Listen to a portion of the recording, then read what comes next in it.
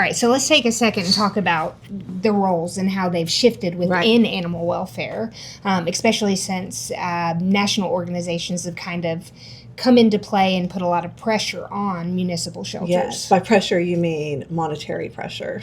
Yeah, well, they offer a lot of money and a lot of grants to be able to get things done. We've definitely partnered with different ones over the past. We just had some hard lines in the sand of things that we would not allow to happen within our community, and limited access that's the main one for us. Because it's important for people to understand the role of a shelter has never been the same as the role of a rescue.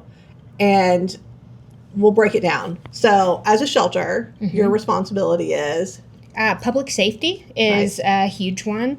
To intake stray animals, to seize animals who have been abused or neglected.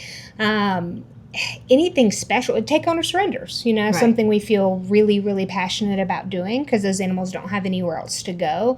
Anything like our adoption center, foster program, that's the nonprofit side of things and aren't actually our responsibility as a municipal shelter. It's just programs that you've put in place to help enrich the lives of animals that you have in your community and give them more exposure than they would have gotten sitting in the shelter. Right. And a shelter doesn't have to do that. It's absolutely a choice, and we're glad that you do that. Yeah. Not every shelter does. So from a rescue standpoint, our job should be to take in the animals that need a little bit more time, that need a more experienced adopter, or ones that aren't going to thrive in the shelter environment. Right. So a rescue's goal originally was to take the ones that needed more time. Right. But what's happened is the burden has shifted because shelters are closing down their intake. Now rescues are having to do everything, and they're not equipped to do that. Right. Even just from a time and finances standpoint. Yeah. They're not equipped. Yeah. What do you foresee happening to some of these rescues who, with the best of intentions, are taking on more than they can handle? Yeah, they're not going to make it. Yeah. And a lot of times rescues have to rescue other rescues because they get in over their head, because people will manipulate your heartstrings all day long. And the only way to make it in animal welfare is to guard those heartstrings closely. And I would say even in the shelter world, you see that. Yeah. So what you find is people get mad at rescues and then they start their own rescue, or they do it as an independent rescuer. Yeah. And they don't have a vet, and they don't have the funds, and they don't have a following. Yeah. Yeah. So where do you go? Yeah. They just sit at your house. What do you do? Do you foresee it getting worse, or do you think it's going to get any better anytime soon? I know I'm seeing on social media there's Who Will Let the Dogs Out, and Tracy Voss, and there's some other individuals who are really trying to talk freely about limited access. Yeah, I think that with all things in the world is the players that have the most money to throw ads and partner with huge corporations that can give grants. Yeah. You're going up against essentially a machine. Yeah. And it takes a lot of voices, because some movements sound really great. But when you walk into a shelter and you walk in a community and you see stray dogs that have been on chains or are super thin and haven't been fed and like it's not working. Right. Like I don't need anyone to tell me whether it's working or not, because I can go into my community and see that it's not working. Yeah. Well, they use such powerful language, right? Yeah, absolutely. Kill versus no kill. Right. And they make it seem like there's someone out there that wants to just murder these animals. Right. Or that there's somebody out there that wants everyone that comes in. And that is just not the reality. And really the only way that a municipal shelter can function in that way and not be limited access would be to build building after building after building and warehouse animals. Yeah. And that is which we're not against. alive. Warehousing animals is not alive. Nope. It's just not. And I know you guys aren't into warehousing either, because it may sound good or it looks good in the statistics, but you cannot put a number on an animal's mental welfare. Like, Right. there's no statistic for Yeah. that. Yeah, and some of them do great for 10 days, Right. and some of them do great for 100 days. But in my experience, in the time that I've been here, even on the best dog, month after month after month of being in a kennel, it wears on them, and Right. it becomes inhumane. And it's loud. Yes. And you just never have, even as a human, we need time to decompress and shut down. And in a shelter, you don't have, Right. they don't have that time. Right. And what happens is they just go crazy. Yeah. Yeah.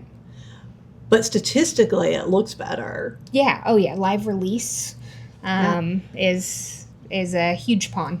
Yeah.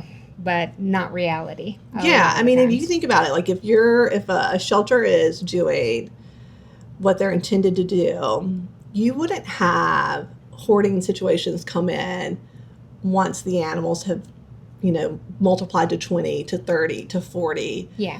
It would be controlled earlier than that. And Right. of course, that does require different laws and all of that. And this isn't about Montgomery, because we think Montgomery Shelter does a fantastic job. Right. And we wish that every shelter embraced the same strategies. This is across the board in the state of Alabama. Yeah. It's a struggle, and it's not going to get better. How do you advise people that reach out to you with, say, an owner surrender, or they found a stray and the shelter says, oh, we're full, we can't take them? What do you advise those individuals to do? Reach out to... No, I never. A lot of times, if we can't help, and it infuriates people, and if I had thought this 4 years ago, I'd been like, shame on you. A lot of times we don't engage because I refuse to pass that burden to another rescue, because I can't speak for their space. And one of the things that frustrates me the most is when I get an email or a message on socials or a text message that says, hey, this organization gave me your information. Yeah. Because we all know we're all full. Yeah. And that's just giving someone false hope. Right. And I'm not able to help you. Like, we are a very small organization by choice. Yeah. And that's how we choose to be, and will continue to be that way. Yeah. Now, I would, because we get a lot of phone calls from different counties who really face this. We're really lucky that in the Tri-County area, all three shelters kind of have the same mentality. They're not limited access.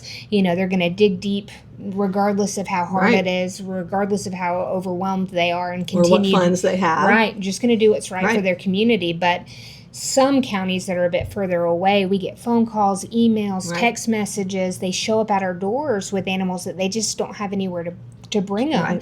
And unfortunately, Montgomery's our piece of the pie. And until we win every case in Montgomery, we can't take on cases from other counties. But we do advise them to contact their city councilman and let their local government, who funds these shelters, know that they're not accessible to them. Yeah, I mean, that's the biggest thing, right? You can be angry at rescues. You can be angry at shelters. You can be angry where most people misplace their anger. So I see it across the board. People even get angry at their vets. The problem is your politicians don't actually care. Most of them haven't walked into a shelter. Yeah. And I'd argue that most people in the general population have never walked through a shelter. Yeah. I mean, if you do, you would never want dogs to be warehoused. To me, it's very weird if I go into a shelter during kitten season and they don't have any cats. Yeah.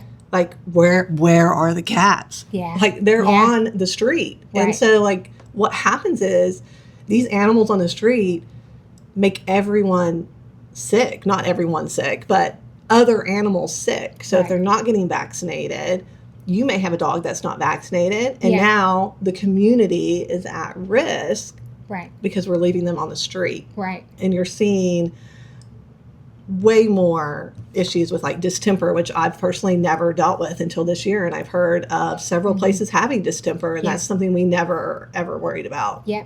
Yeah, well, all those in parvo, distemper, calicivirus, feline AIDS, and leukemia.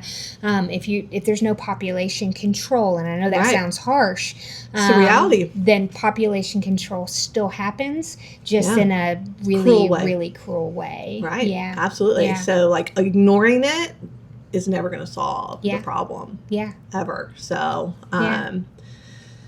I don't have anything real positive to add. Except for No. there are a lot of people working really hard. Yeah. Well, Every day. it's dark times in animal welfare, Right. but I've been doing it for a long time. I feel like you Right. have been too. Yeah. And we're just going to muscle through, and we're making videos like this to try and get the word out. Yeah. It's a little long, but maybe somebody's listening. Yeah, well, we can cut it down. Yeah, we can and cut hopefully something it's down. better for the next generation. Yeah, absolutely. Sometimes that's all you can do. That is all you can do. Yeah.